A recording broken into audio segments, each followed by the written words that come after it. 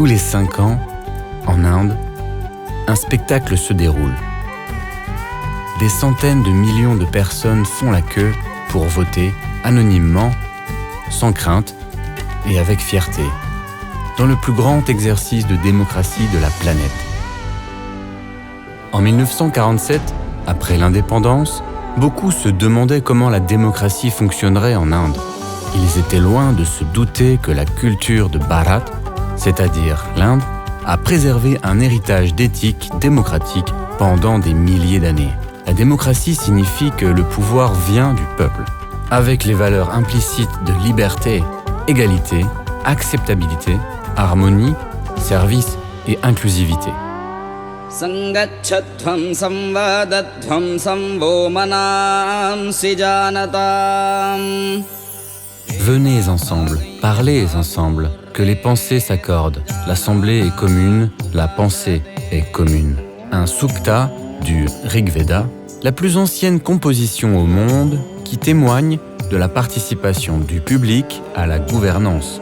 Les termes sabha, assemblée des anciens, samiti, assemblée des gens du peuple, et sansad, parlement, représentent chacun un groupe représentatif et sont fréquemment mentionnés dans le Rig Veda et l'Atharva Veda.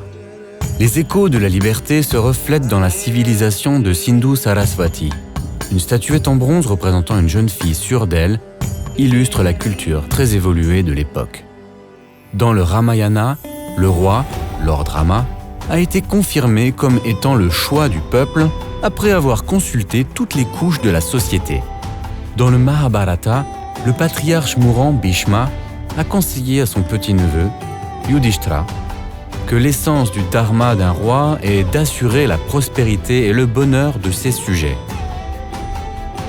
La Bhagavad Gita est l'un des plus anciens enseignements sur les devoirs et responsabilités des personnes les unes envers les autres.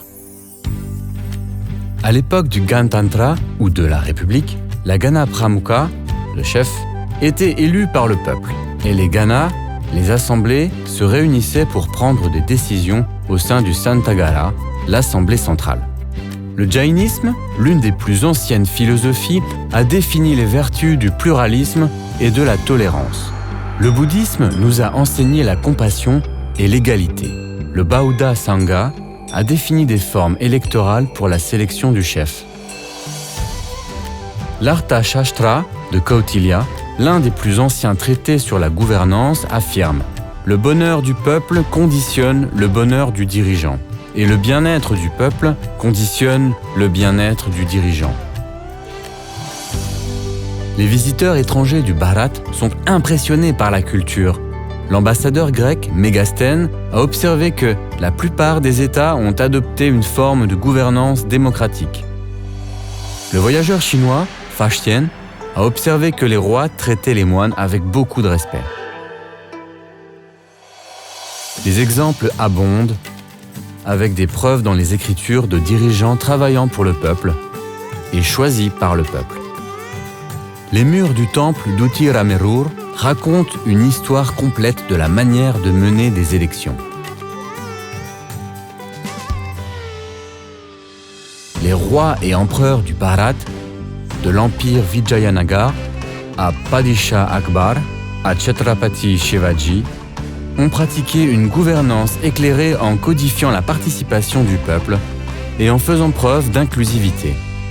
Après l'indépendance, les dirigeants indiens ont élaboré une constitution qui était inclusive et qui consacre la liberté et l'égalité pour tous.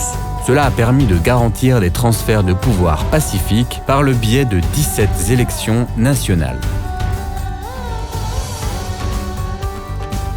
La Commission électorale indépendante de l'Inde veille à ce que chaque citoyen puisse voter en installant des bureaux de vote dans les endroits les plus reculés. La machine à voter électronique et le traçage d'audits papier vérifiés par l'électeur sont de merveilleuses inventions indiennes, entièrement numériques et vérifiables au niveau de l'électeur individuel. En vérité, la démocratie en Inde est une célébration, et aussi ancienne que les Védas eux-mêmes.